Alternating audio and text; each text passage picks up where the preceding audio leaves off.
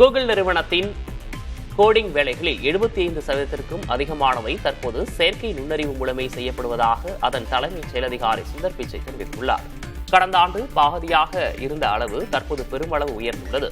இவ்வாறு ஏஐ உருவாக்கும் மென்பொருள் நிரல்களை மனித பொறியாளர்கள் சரிபார்த்து உறுதி செய்கின்றனர். இதன் மூலம் கடினமான வேலைகளை முன்பை விட 6 மடங்கு வேகமாகவும் திறமையாகவும் முடிக்க முடிகிறது. இதனால் பொறியாளர்கள் சாதாரண வேலைகளை தவிர்த்து நுணுக்கமான புதிய கண்டுபிடிப்புகளில் அதிக கவனம் செலுத்த தொடங்கியுள்ளதாக சுந்தர் பிச்சை தெரிவித்துள்ளார்.